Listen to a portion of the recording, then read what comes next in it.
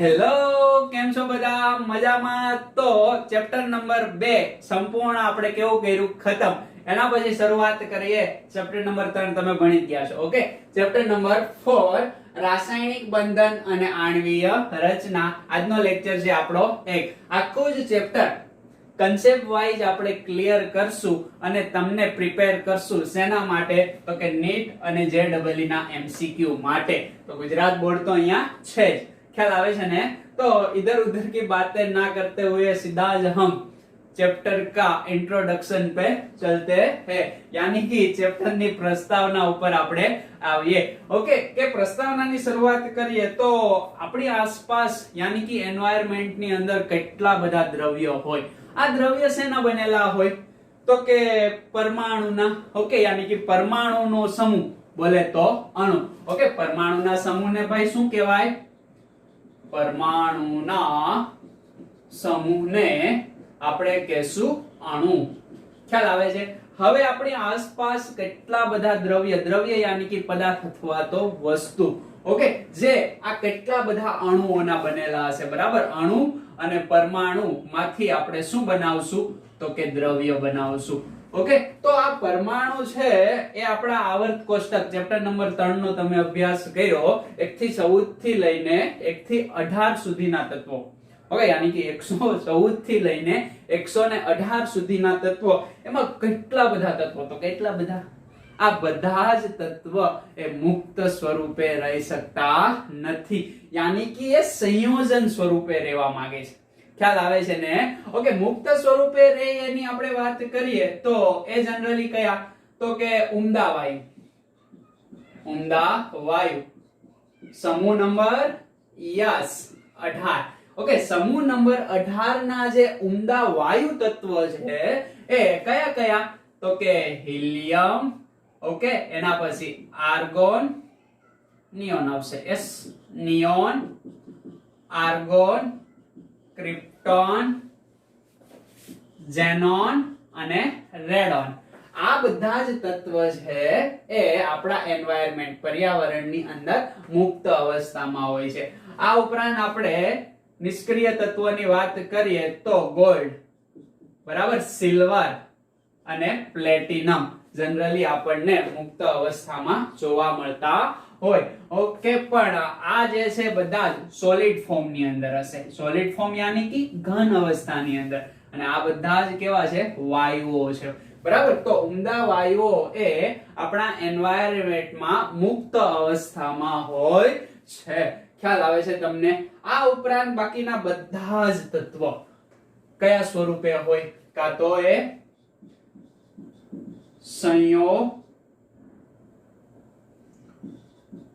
સંયોજન સ્વરૂપે જોવા મળે છે. હવે પ્રશ્ન એમ થાય કે આ સંયોજન કઈ રીતના બનતા હશે? અણુ કઈ રીતના બનતા હશે? દાખલા તરીકે હું અહીંયા વાત કરું તો મારી પાસે એક સોડિયમ ધાતુ છે. ખ્યાલ આવે છે? આ સોડિયમ ધાતુ એ ક્લોરીન સાથે જોડાઈ જાય. ખ્યાલ આવે છે? અને આમાંથી મને આપે મીઠું. છે મીઠું? NaCl. ખ્યાલ આવે છે ને? આને કહેવાય સોડિયમ ક્લોરાઇડ. ધોરણ 9 ની અંદર નામકરણ શીખી ગયા. ઓકે, તો આ સોડિયમ એ ક્લોરીન સાથે સંયોજાઈને NaCl બનાવે અને આ મીઠું એ કયા સ્વરૂપે થઈ ગયું? સંયોજિત સ્વરૂપે. હવે મીઠામાંથી તમે એમ કહેશો સોડિયમ નીકળ, ક્લોરીન નીકળ, તો એ નીકળશે નહીં. યાની કે આ બંને વચ્ચે કંઈક આપણને આકર્ષણ બળ લાગેલું જોવા મળતું હશે, અને આ આકર્ષણ બળ બોલે તો રાસાયણિક બંધન. ચેપ્ટર ને સમજવા તરફ આપણે જઈ રહ્યા છીએ. ખ્યાલ આવે છે ને? આ ઉમદા વાયુઓ એ મુક્ત અવસ્થાની અંદર હોય છે. બરાબર, આને આપણે ધ્યાનમાં લેશું. ઓકે, પણ આના જેટલા નહીં. ખ્યાલ આવે છે? અને જનરલી બાકી બધા જ સંયોજન સ્વરૂપે આપણને જોવા મળે છે. બધા જ તત્વો મુક્ત અવસ્થામાં જોવા મળતા નથી, સિવાય ઉમદા વાયુ. ઓકે, હવે કેમ એ સંયોજન સ્વરૂપે જોવા મળે? ખ્યાલ આવે છે? કેવા સંયોજન બનાવે? કેટલા પરમાણુ સંયોજન બનાવે, કયા પરમાણુ સંયોજન ના બનાવે, ઓકે, સંયોજન બન્યા પછી એનો આકાર કેવો છે, આ બધી જ માહિતી આપણને કોણ આપશે, રાસાયણિક બંધન અને આણ્વીય રચના, એની આપણે આ ચેપ્ટર ની અંદર વાત કરવાની છે. એ પહેલા રાસાયણિક બંધનની હું અહીંયા તમને વ્યાખ્યા આપું કે જુદી જુદી રાસાયણિક स्पीसीज यानी कि पदार्थ, तत्व, बराबर, संयोजन एक कहीશું, तत्व तो नहीं कहिए, जुदी जुदी रासायनिक स्पीसीज ए जुदा जुदा घटकोने जकड़ी રાખે છે. ઓકે, જુદી જુદી રાસાયણિક સ્પીસીઝ એ જુદા જુદા ઘટકોને શું રાખે છે, જકડી રાખે છે. આ આકર્ષણ બળને શું કહેવાય છે, તો કે રાસાયણિક બંધન કહેવાય છે. ને એકદમ સિમ્પલ કે જુદા જુદા રાસાયણિક સંયોજનો, સ્પીસીઝ બોલે તો સંયોજનો, એ જુદા જુદા ઘટકોના બનેલા હોય છે. એક્ઝામ્પલ હું તમને આપું તો NaCl, MgCl2, ખ્યાલ આવે છે, ZnS, समझ पड़े છે, sodium chloride, magnesium chloride, zinc sulphide, તો આ બધા જ સંયોજનો છે, ખ્યાલ આવે છે, જે શું કરે છે તો કે એને રાસાયણિક સંયોજનો કહેશું, જે જુદા જુદા ઘટકોના બનેલા છે. દેખાય છે અહીંયા ઝિંક અને સલ્ફર, મેગ્નેશિયમ અને ક્લોરીન, સોડિયમ અને ક્લોરીન, ખ્યાલ આવે છે. આ અઢળક આવર્ત કોષ્ટકની અંદર સમૂહ નંબર 18 સિવાયના બધા જ તત્વ, જો કે એ તત્વમાં ઝેનોન છે એ સક્રિય થાય છે, પણ એ ધીમે ધીમે તમે ધોરણ 12 તરફ પહોંચશો ત્યારે તમને માલુમ પડશે. ખ્યાલ આવે છે. તો આ વાત થઈ રાસાયણિક બંધનની. અને આણ્વીય રચના અને રાસાયણિક બંધન આધારિત આપણે આગળ આ ચેપ્ટર ની અંદર જે સિદ્ધાંતો ભણવાના છીએ, જે અભિગમો ભણવાના છીએ, એની આપણે વાત કરી લઈએ. ઓકે, તો પહેલો સિદ્ધાંત જે આપણે ભણવાના છે એકદમ કોમન છે, કોસેલ-લુઈસ અભિગમ. ઓકે, આ કોસેલ અને લુઈસ નો અભિગમ આપણે જોવાનો છે. એમાં આજે લુઈસ અભિગમ આજના લેક્ચર ની અંદર જ ખતમ કરશું. કોસેલ નેક્સ્ટ લેક્ચર માં આવશે, એટલે કે કોસેલ લુઈસ આખો અભિગમ આપણો બની જશે. ઓકે, એના પછી આપણે વાત કરીએ આ કોસેલ લુઈસ નો જે અભિગમ છે એમની અંદર આ કોસેલે આપણને આયનીય બંધ થોડું ઘણું સમજાયું, બરાબર, કારણ કે શરૂઆત છે 1916 ની અંદર એને સમજાવ્યું હતું. ઓકે, એના પછી આપણે વાત કરીએ ખૂબ જ મોસ્ટ ઇમ્પોર્ટન્ટ VSEPR સિદ્ધાંત. What is VSEPR સિદ્ધાંત? ઘણીવાર આનું ફૂલ ફોર્મ પણ પૂછી લે. Valence shell electron repulsion, okay sorry, pair repulsion. Gujarati કરું? યસ, વેલેન્સ બોલે તો સંયોજકતા. ઓકે, સંયોજકતા. સેલ यानी कि कोष, n નંબર ખબર છે ને, n બરાબર 1 2 3, પહેલી સેલ, બીજી સેલ, ત્રીજી સેલ, એને આપણે જનરલી કોના વડે દર્શાવતા તો કે KLMN વડે પણ દર્શાય, બરાબર. આ ઉપરાંત વાત કરીએ E यानी कि ઇલેક્ટ્રોન, ઇલેક્ટ્રોન. P यानी कि पेर, तो ગુજરાતીમાં શું કહેવાશે? યુગ્મ. અને R બોલે તો એને આપણે શું કહેશું તો કે રિપલ્શન यानी कि અપાકર્ષણ, અપાકર્ષણ. ખ્યાલ આવે છે? यानी कि સંયોજકતા, કોષ, ઇલેક્ટ્રોન, યુગ્મ, અપાકર્ષણ, VSEPR સિદ્ધાંત. એના આધારિત આપણે જોશું અબંધકારક ઇલેક્ટ્રોન યુગ્મ કેટલા છે, ઓકે, બંધકારક ઇલેક્ટ્રોન યુગ્મ કેટલા છે. બધા શબ્દ નવા છે, જેમ જેમ આગળ આપણે જશું એમ માલુમ પડતા જશે. આ તો આપણે પ્રસ્તાવના માત્ર મેળવીએ છીએ, ગોખી નાખતા નહીં. ઓકે, એના પછીની જે થિયરી છે VBT, valence bond theory. Okay, valence હમણાં જ આપણે વાત કરી શું તો કે સંયોજકતા. ઓકે, સંયોજકતા. બોન્ડ, બોન્ડ यानी कि બંધ, બંધને આપણે શું કહીએ? બંધન. અને થિયરી यानी कि સિદ્ધાંત.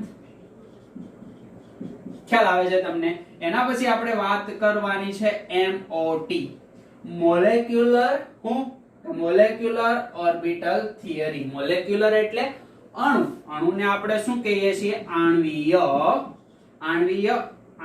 કક્ષક. Molecular orbital theory. ઓકે, તો થિયરી જે છે એને તો સિદ્ધાંત કહીએ. ઓ બોલે તો કક્ષક, ઓર્બિટલ. બરાબર, કક્ષક ખબર છે ને?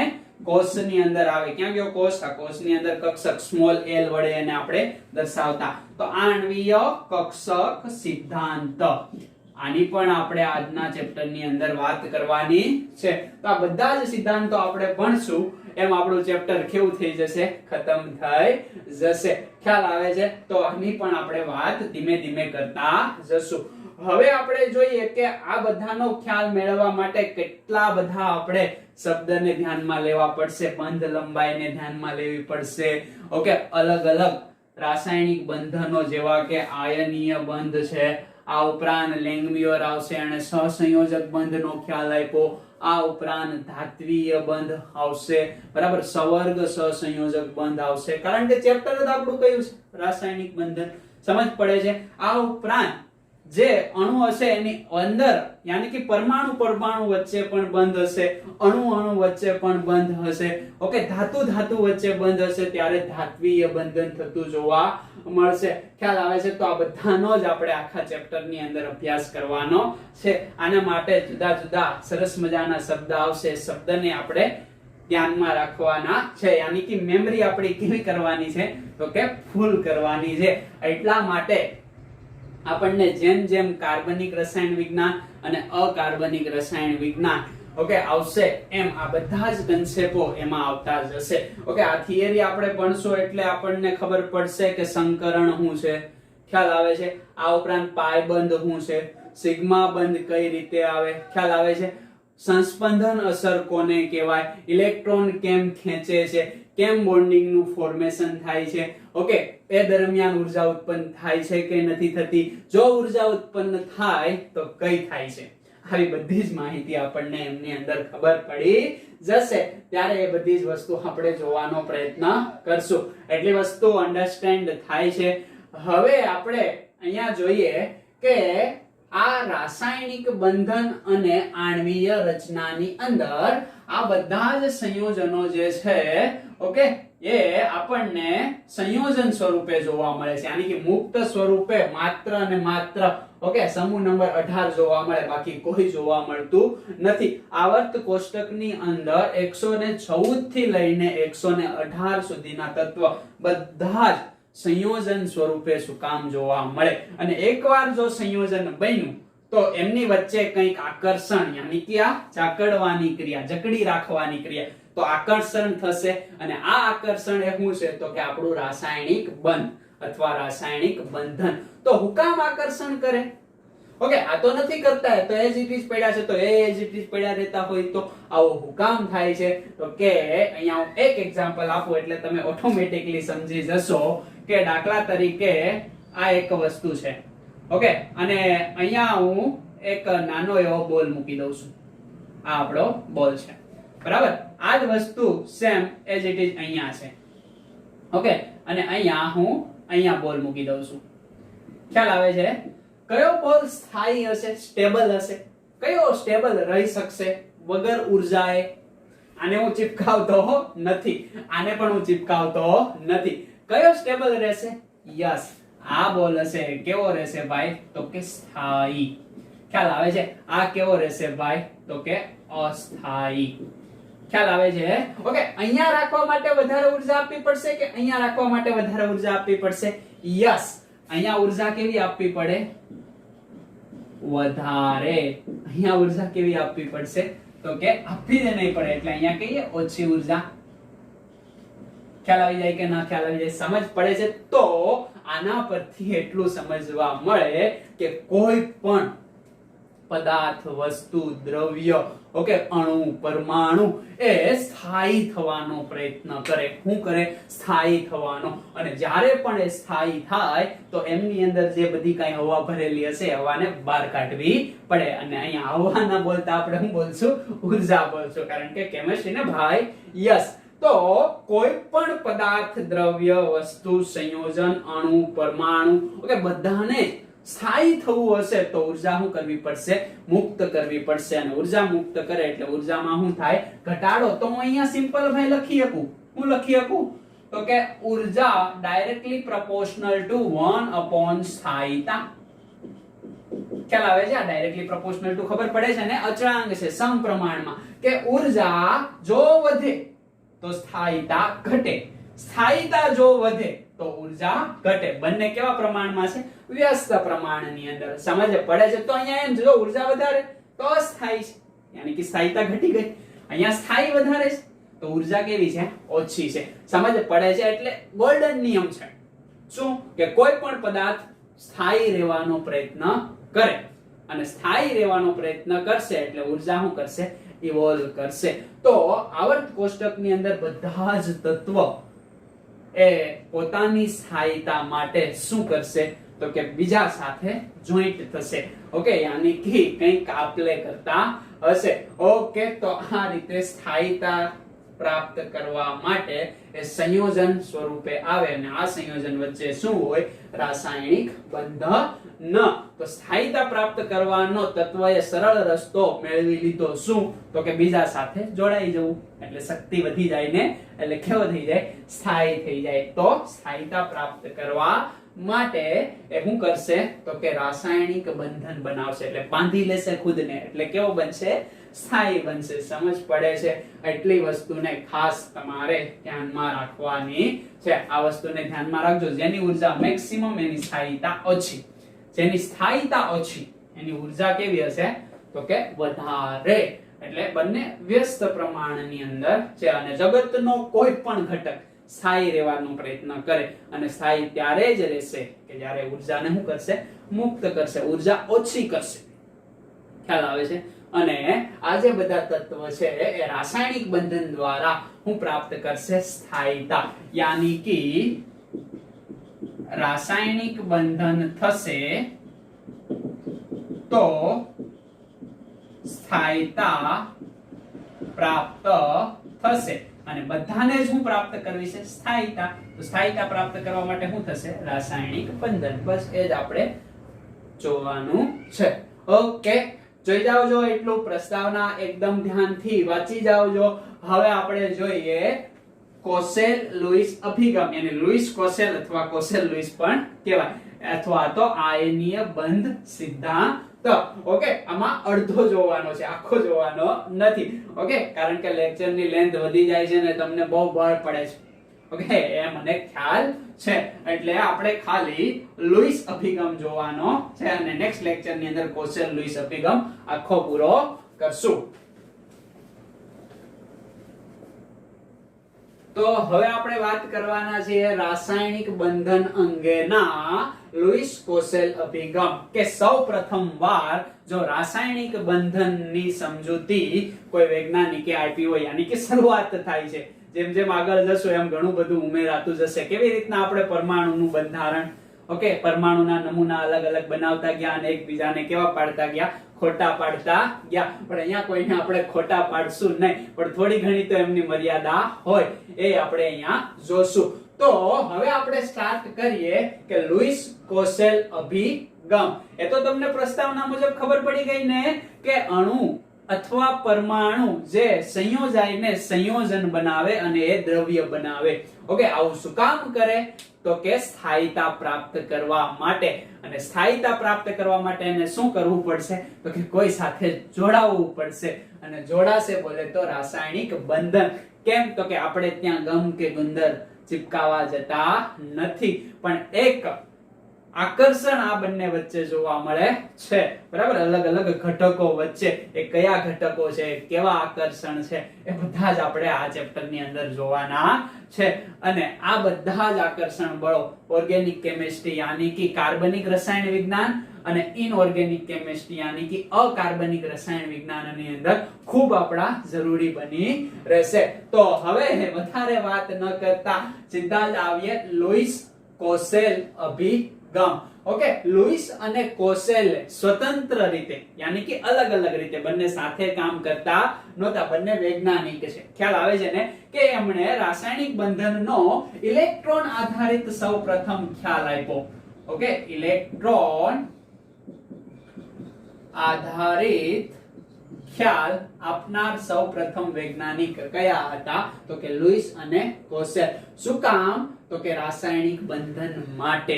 ઓકે, એટલે અહીંયા તમને પ્રશ્ન પૂછે કે રાસાયણિક બંધન અંગે લુઈસ કોસેલ અભિગમ સવિસ્તૃત સમજાવો. 4 ગુણ. તો એ રીતે તમારે લખવું પડે કે સૌપ્રથમ ઇલેક્ટ્રોન આધારિત રાસાયણિક બંધનની સમજૂતી કયા વૈજ્ઞાનિકે આપી? લુઈસ અને કોસેલે, સ્વતંત્ર રીતે, અલગ અલગ. પેલો પહેલાના ઘરે, પેલો પહેલાના ઘરે. કોણ પેલો? લુઈસ અને કોસેલ. ખ્યાલ આવે છે? તો આ સિદ્ધાંતની સમજૂતી ક્યારે આપવામાં આવી હતી? તો કે 1916 દરમિયાન. એ દરમિયાન પરમાણુ કેન્દ્ર મળી ગયું હતું. ઓકે, પરમાણુની અંદર પ્રોટોન, ન્યુટ્રોન, ઇલેક્ટ્રોન છે, બધી માહિતી આપણને માલુમ હતી. એ પછી અને તત્વની ઇલેક્ટ્રોન રચના બની અને આ તત્વની ઇલેક્ટ્રોન રચના આધારિત કોઈ પણ પરમાણુ છે સ્થાયી થવાનો પ્રયત્ન કરે છે ત્યારે એ કંઈક આકર્ષણ ધરાવે છે અને આ આકર્ષણ રાસાયણિક બંધન છે એવું લુઈસ અને કોસેલ ભાઈએ સમજાવી દીધું. હવે આપણે વાત કરવાના છીએ માત્ર લુઈસની. કોસેલ નેક્સ્ટ લેક્ચર ની અંદર જોશું. તો લુઈસે બીજું શું કીધું ભાઈ? તો કે આ જે છે ઇલેક્ટ્રોનના સંદર્ભે એમને રાસાયણિક બંધનની સમજૂતી આપી. એમની અંદર એમણે ઉમદા વાયુ એટલે માલુમ છે ને ભાઈ? તો કે ઉમદા વાયુની ઇલેક્ટ્રોન રચના શું હોય? NH2Np6. ખ્યાલ આવે છે? અહીંયા N એ શું છે? અલગ અલગ કોષ. ઓકે, અલગ અલગ સેલની સંખ્યા 1 2 3 મુખ્ય ક્વોન્ટમ કે જેને આપણે કહીએ છીએ. ઓકે, તો અહીંયા હું 2 મૂકી દઉં અને અહીંયા હું 6 મૂકી દઉં તો બાહ્યતમ કક્ષામાં રહેલા ઇલેક્ટ્રોનની સંખ્યા કેટલી થાય? 8 થાય. તો આને અષ્ટક પૂરું કર્યું કહેવાય. તો કે આ ઉમદા વાયુઓ છે આ પ્રકારની ઇલેક્ટ્રોન રચના ધરાવે છે. ઓકે, તો આ ઇલેક્ટ્રોન રચના આધારિત એ કેવા છે? તો કે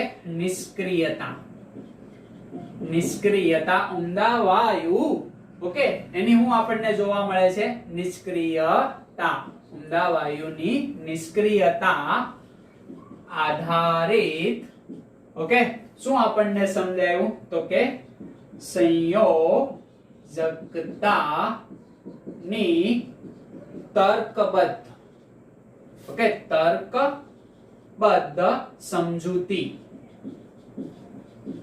આપી સૌપ્રથમ વાર. કોણે? તો કે લુઈસે. કે ઉમદા વાયુની NH2Np6 પ્રકારની ઇલેક્ટ્રોન રચના છે જે સંપૂર્ણ ભરાયેલી છે. બરાબર? કે જેની નિષ્ક્રિયતા આવે. સંપૂર્ણ ભરાયેલી હશે તો બીજા પાસે ઇલેક્ટ્રોન લેશે નહીં, બીજાને ઇલેક્ટ્રોન દેશે નહીં, એટલે રાસાયણિક પ્રક્રિયા કરશે નહીં. તો નિષ્ક્રિયતા આધારિત સંયોજકતાની તર્કબદ્ધ સમજૂતી આપી. સંયોજકતા એટલે શું?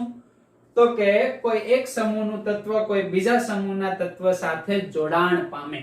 ખ્યાલ આવે છે ને? આ જોડાણ પામવાની યાની કે સંયોજવાની ક્ષમતાને આપણે શું કહીએ છીએ? એની સંયોજકતા કહીએ છીએ. હવે હું અહીંયા તમને એક એક્ઝામ્પલ આપું એટલે ધોરણ 9 થોડું ઘણું તમને યાદ આવશે. દાખલા તરીકે મારી પાસે એક્ઝામ્પલ છે સોડિયમ ધાતુ. ઓકે, આ ધાતુ છે. ખ્યાલ આવે છે ને? અને બીજું હું અહીંયા લઈ લઉં ક્લોરીન. બરાબર? આ ક્લોરીન એ શું છે ભાઈ? તો કે અધાતુ. સમજ પડે છે ને? આવર્ત કોષ્ટકને તમારે ખાસ ધ્યાનમાં લેવાનું છે. આ સોડિયમ તે ધાતુ છે, આ ક્લોરીન જે અધાતુ છે. કે ડાબી બાજુથી જમણી બાજુ આવર્ત કોષ્ટકમાં જઈએ એમ શું થતું જાય? તો કે ધાતુથી અધાતુ ગુણધર્મ વધતો જાય. કઈ બાજુથી? ડાબી બાજુથી જમણી બાજુ તરફ જતા.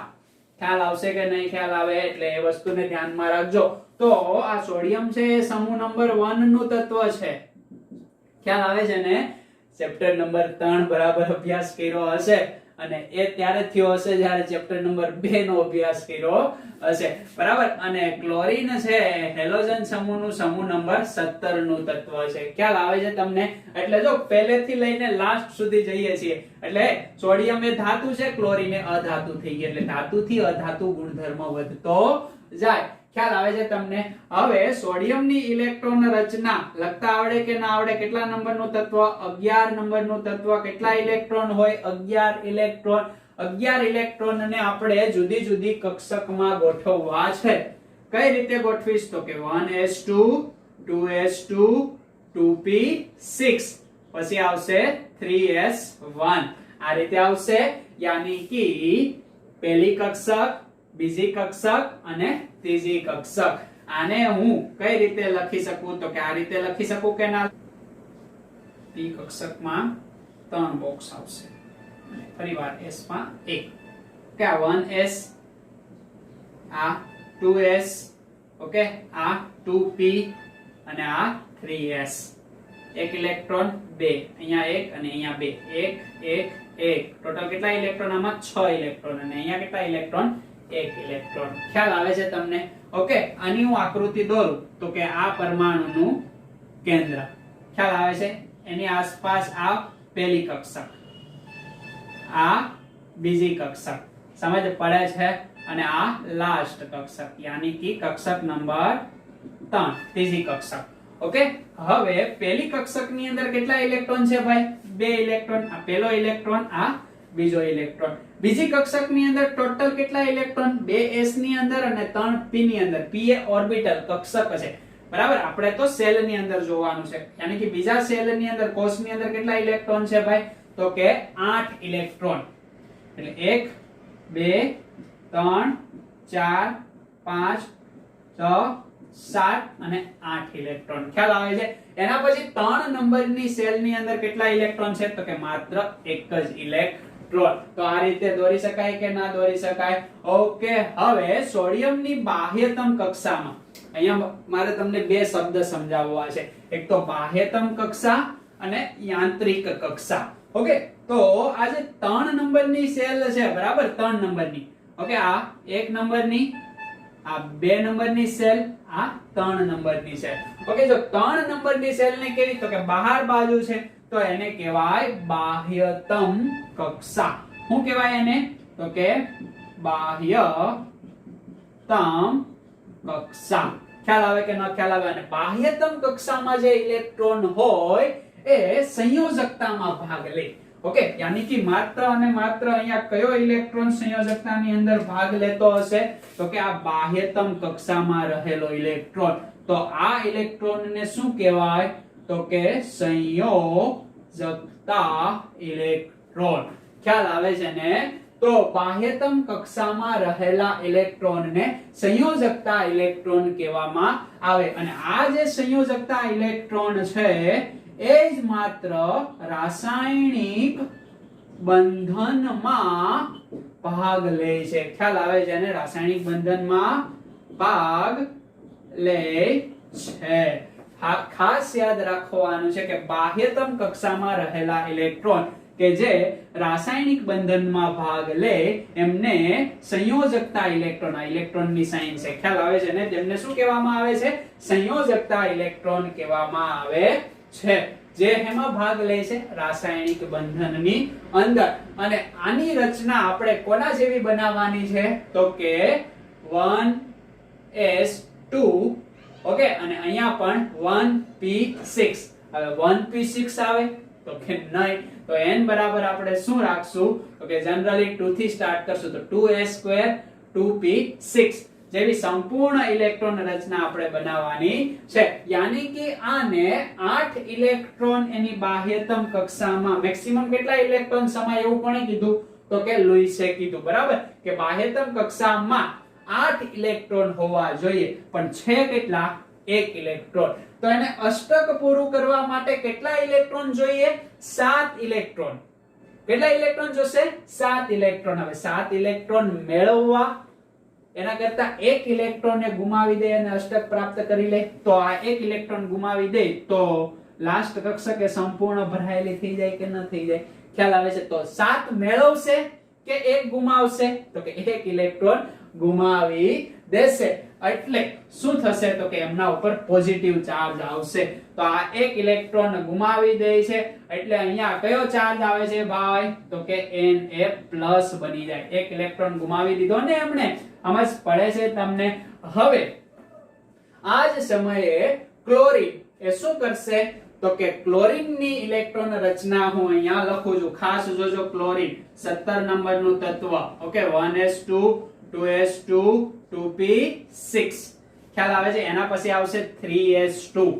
કેટલા ઇલેક્ટ્રોન થઈ ગયા? 10. 10 ને 2. એના પછી આવશે 3p6. કેટલા આવશે 7 આવશે ખ્યાલ આવે છે તો બાહ્યતમ સોરી p ની અંદર 7 ની 5 આવશે યાદ ઓકે તો અહીંયા બાહ્યતમ કક્ષાની અંદર દેખાય છે ns અને np આના જેવી ઓકે એના જેવી રચના બનાવી દે એટલે નિષ્ક્રિય બની ગયો હવે આ કેવો બની ગયો તો કે નિયોન જેવી રચના કારણ કે એક ઇલેક્ટ્રોન ઓછો થઈ ગયો એટલે 10 ઇલેક્ટ્રોન થઈ ગયા 10 ઇલેક્ટ્રોન કેમાં હોય નિયોન ની અંદર માલુમ છે ને તમને ભાઈ કયું તો કે સમૂહ નંબર 18 શું આવે પહેલા હિલિયમ એના પછી નિયોન એના પછી આર્ગોન એના પછી ક્રિપ્ટોન એના પછી ઝેનોન અને એના પછી રેડોન ઓકે 2 નંબરનું તત્વ એમાં 8 ઉમેરો એટલે 10 નંબરનું તત્વ એમાં 8 ઉમેરો એટલે 18 નંબરનું તત્વ એમાં 18 ઉમેરો 36 નંબરનું તત્વ એમાં 32 ઉમેરો 54 નંબરનું તત્વ એમાં 32 ઉમેરો બરાબર 86 નંબરનું તત્વ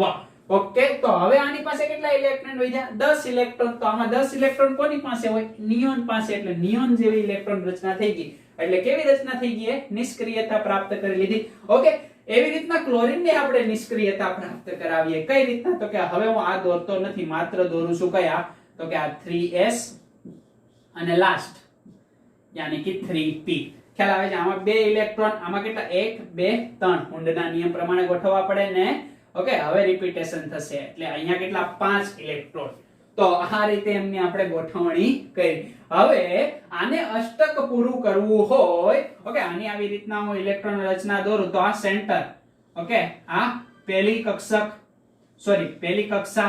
આ બીજી કક્ષા આ ત્રીજી કક્ષા પહેલી કક્ષાની અંદર કેટલા ઇલેક્ટ્રોન છે ભાઈ તો કે 1 ઇલેક્ટ્રોન અને 2 ઇલેક્ટ્રોન બીજીમાં કેટલા છે તો કે 6 + 2 8 ઇલેક્ટ્રોન 1 2 3 4 5 6 7 અને 8 એટલે એક કક્ષક એ પરિપૂર્ણ છે અને લાસ્ટ કક્ષકની અંદર કેટલા ઇલેક્ટ્રોન છે તો કે લાસ્ટ ઇલેક્ટ્રોન ને હું અહીંયા બ્લુ પેન થી દોરું બરાબર 1 2 3 4 5 6 અને 7 ઇલેક્ટ્રોન દેખાય છે 2 + 5 7 ઇલેક્ટ્રોન હવે આને અષ્ટક પૂરું કરવું હશે આ ક્લોરીન ને તો કાં તો એ 7 ઇલેક્ટ્રોન ગુમાવી દે કારણ કે આ બાહ્યતમ કક્ષાના ઇલેક્ટ્રોન છે ને આ ઇલેક્ટ્રોન ને કયા ઇલેક્ટ્રોન કહેવાય તો કે સંયોજકતા ઇલેક્ટ્રોન કે જે રાસાયણિક બંધનમાં ભાગ લે છે તમને એમ પૂછે સંયોજકતા ઇલેક્ટ્રોન એટલે શું તો કે પરમાણુની બાહ્યતમ કક્ષામાં રહેલા ઇલેક્ટ્રોન કે જે રાસાયણિક બંધનમાં ભાગ લે એને સંયોજકતા ઇલેક્ટ્રોન કહેવામાં આવે છે ખ્યાલ આવે છે તો આને અષ્ટક પૂરું કરવું હોય યાની કે સ્થાયી બનવું હોય બાહ્યતમ કક્ષામાં 8 ઇલેક્ટ્રોન લાવવા હોય તો એ શું કરશે કાં તો એ 7 ઇલેક્ટ્રોન ગુમાવી દેશે તો અષ્ટક પૂરું થઈ ગયું આ 2 નંબરની કક્ષાનું ખ્યાલ આવે છે કાં તો એ 1 ઇલેક્ટ્રોન મેળવી લે સરળ કયું છે 1 ઇલેક્ટ્રોન મેળવવો ઓકે તો આ 1 ઇલેક્ટ્રોન શું કરશે ગુમાવે અને આ 1 ઇલેક્ટ્રોન શું કરશે ભાઈ તો કે મેળવે ખ્યાલ આવે છે હવે 1 ઇલેક્ટ્રોન એ મેળવી લે છે બહારથી એટલે ક્લોરીન ના રહેતા હવે શું બની જાય તો કે હવે એ બની જાય Cl- ખ્યાલ આવે છે તમને શું બની જાય Cl- એક વધારાનો ઇલેક્ટ્રોન લઈ લીધો 18 ઇલેક્ટ્રોન થઈ ગયા 17 ની જગ્યાએ ઓકે આ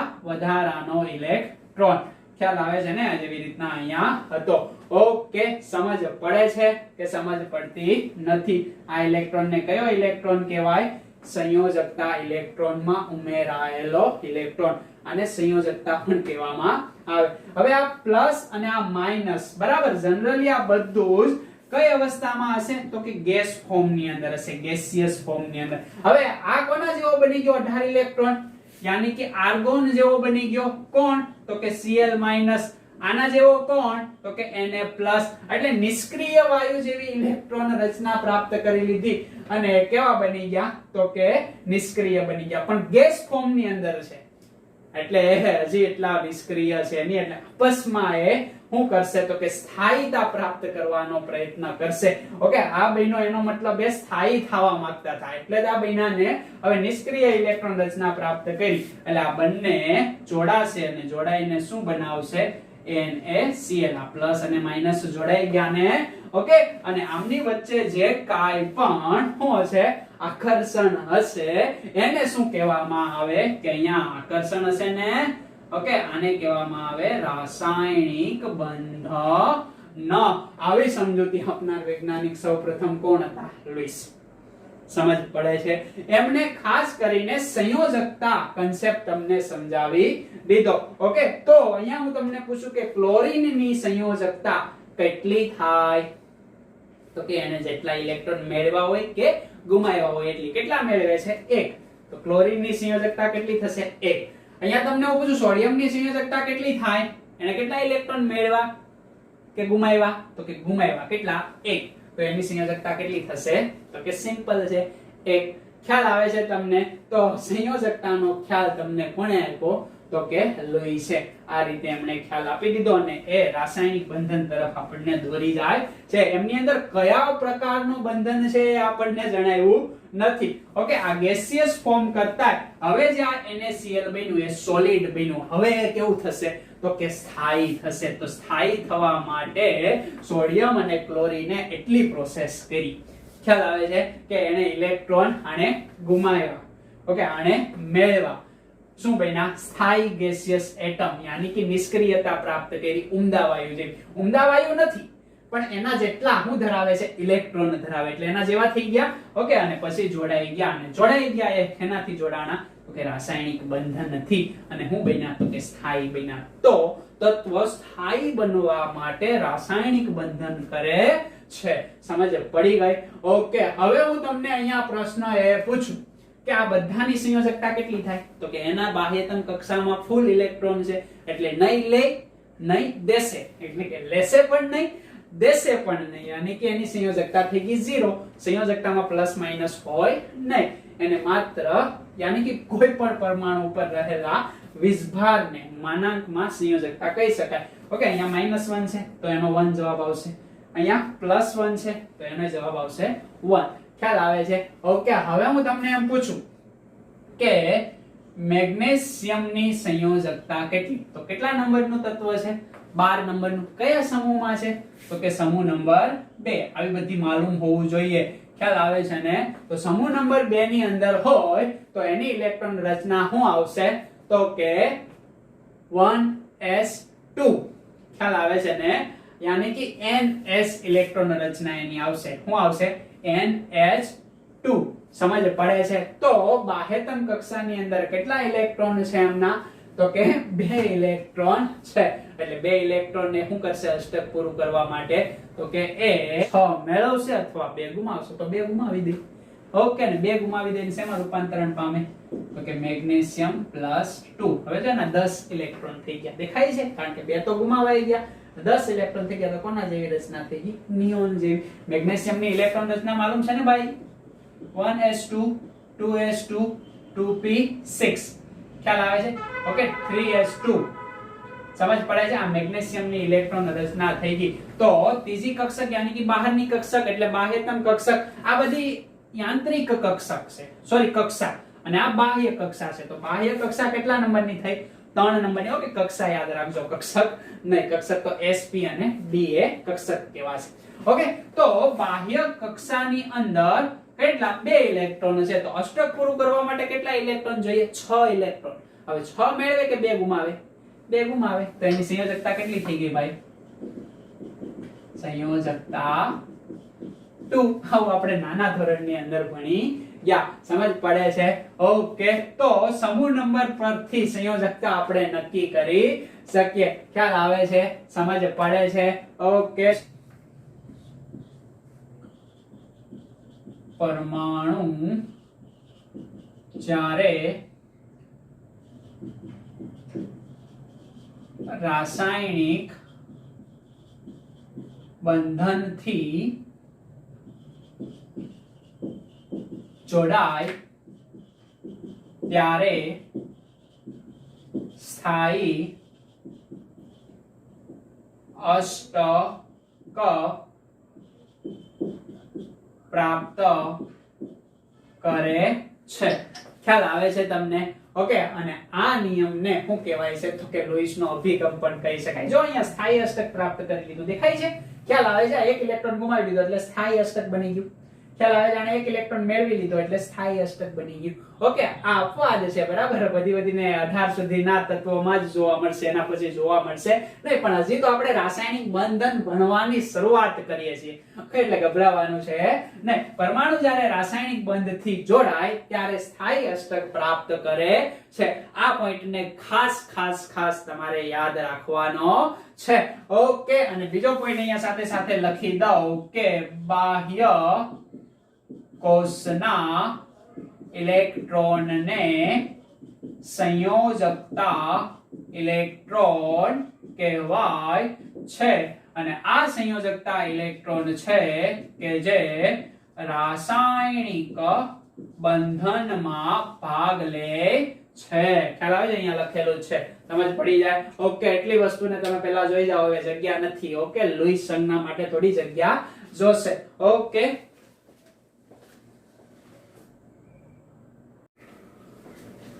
હવે આમની અંદર આપણે જોઈએ લુઈસ સંજ્ઞા.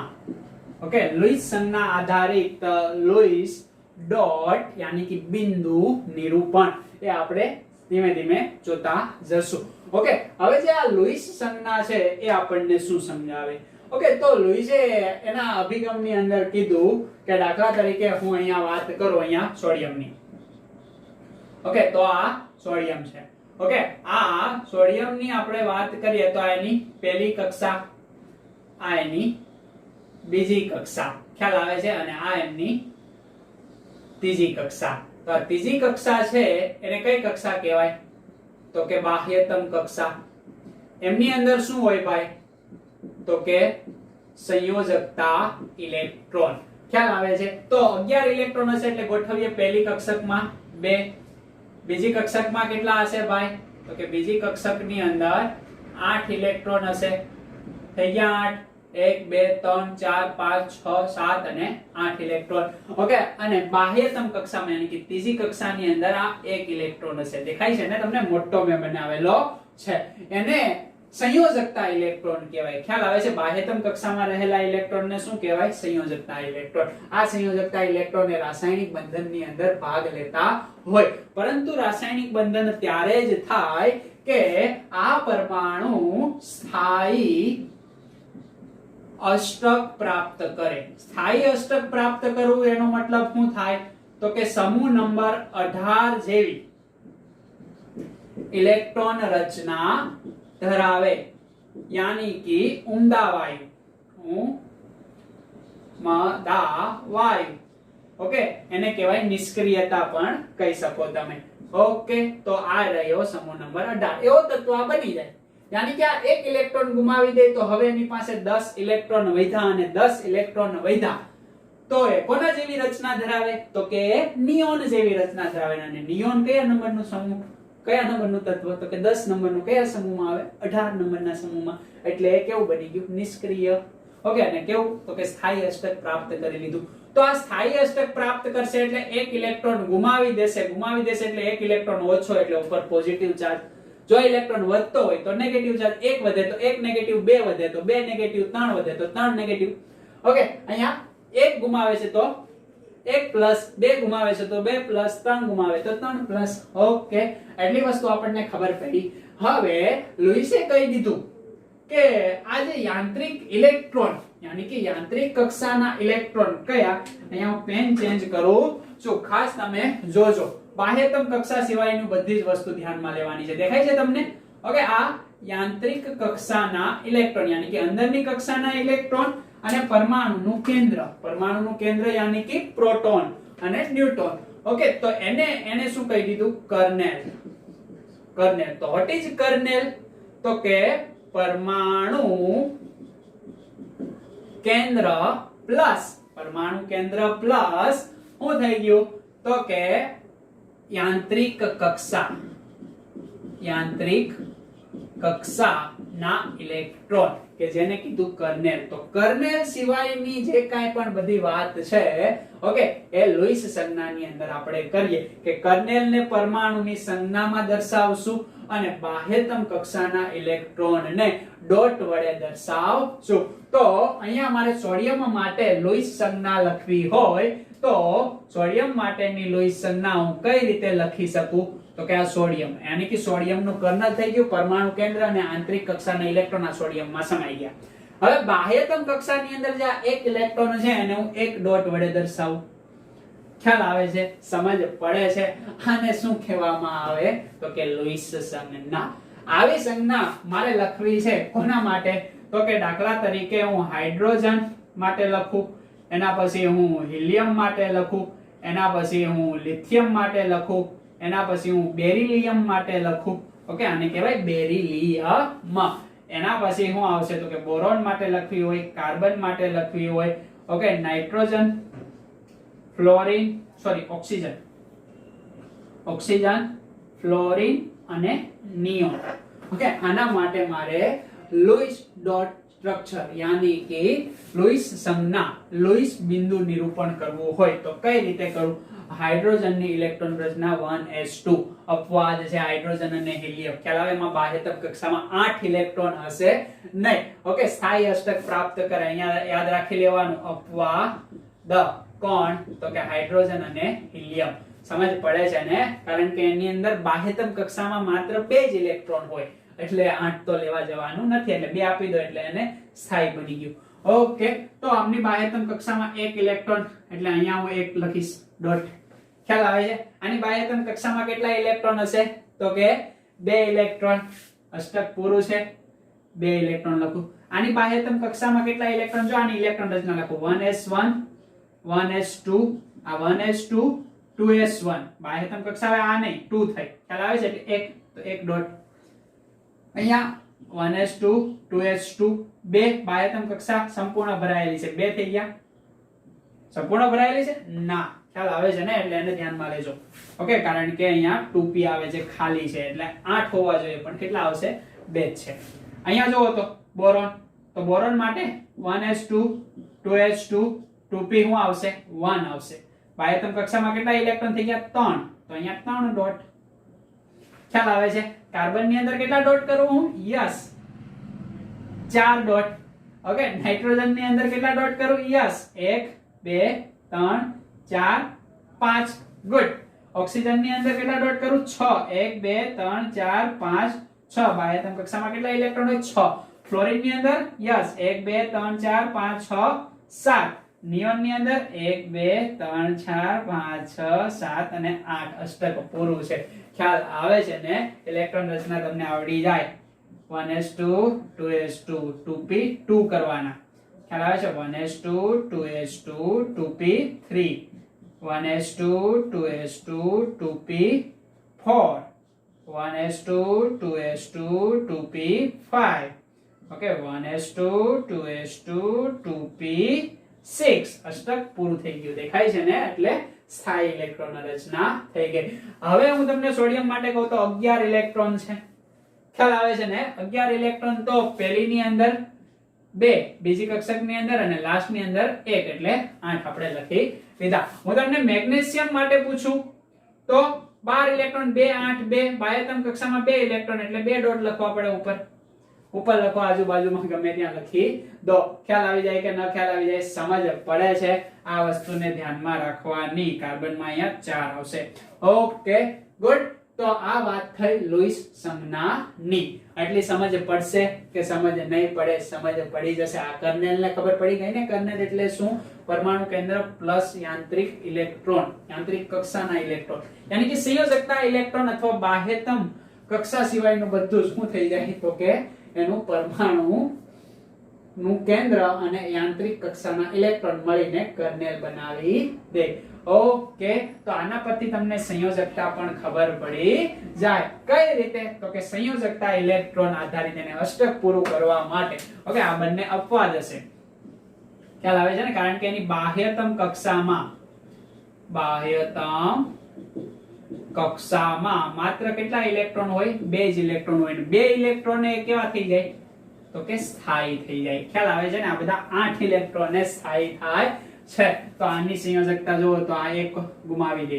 ઓકે, આ શું કરે? 2 ગુમાવી દે. આ કેટલા ગુમાવી દે? જો અહીંયા બધાની સંયોજકતા લખું છું. 1 2 ગુમાવી દે તો 2, 3 ગુમાવી દે તો 3, 4 ગુમાવી એક ને 4 મેળવી એક એટલે 4, બરાબર? પ્લસ માઈનસ બંને, પણ સંયોજકતામાં પ્લસ માઈનસ લખતા નથી.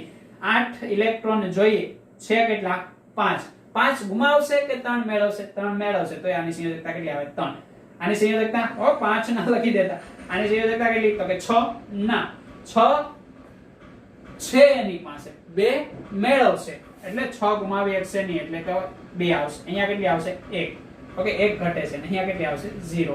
ખ્યાલ આવી જાય કે નો ખ્યાલ આવી જાય? આ વાત થઈ કોની? તો કે આમની સંયોજકતાની. સમજ પડી જાય કે ના સમજ પડી જાય? તો કે લુઈસ અભિગમ પરથી આપણને માહિતી મળી કોની? તો કે સંયોજકતાની. કે કોઈ પણ સમૂહ હોય, આ સમૂહમાંથી આપણે એમના કયા ઇલેક્ટ્રોનને બાદ કરીએ? તો કે 8 નંબરમાંથી એની બાહ્યતમ કક્ષાના ઇલેક્ટ્રોન બાદ કરી દઈએ, યાની કે 8 ઇલેક્ટ્રોનમાંથી બાહ્યતમ કક્ષાના ઇલેક્ટ્રોન બાદ કરી દઈએ તો આપણને શું મળે છે? તો કે એ સમૂહની સામાન્ય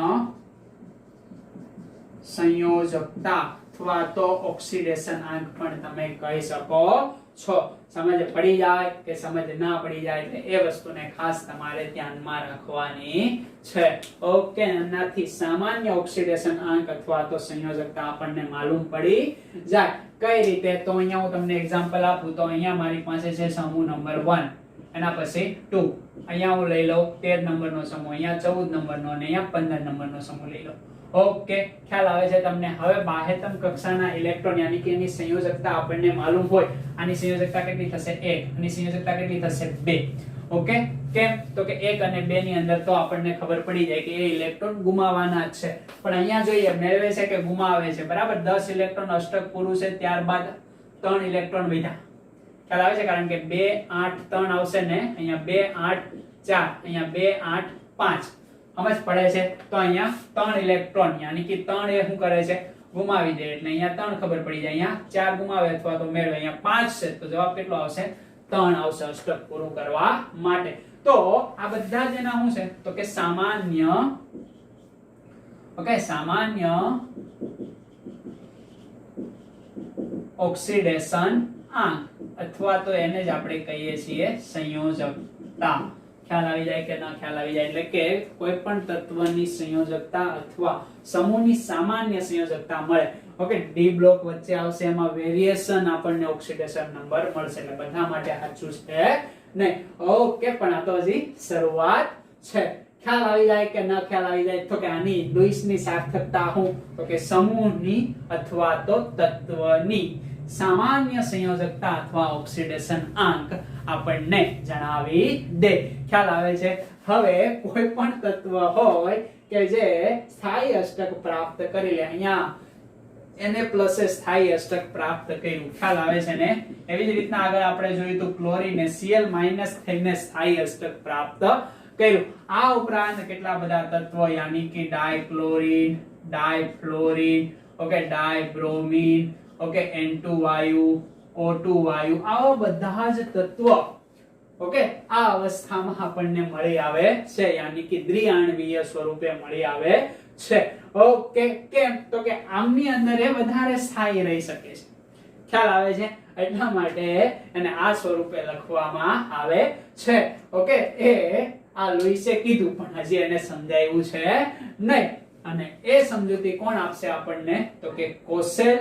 ઓકે, એની આપણે અભિગમ ભણીશું, એના પછી ધીમે ધીમે આપણને માલુમ પડતું જશે. લુઈસે એવું નથી કીધું કે આ NaCl બની ગયું. ખ્યાલ આવે છે ને? લુઈસે માત્ર હું કીધું કે એમની વચ્ચે ઓકે પરમાણુ છે, તત્વ એ સ્થાયી ઇલેક્ટ્રોન રચના પ્રાપ્ત કરે છે.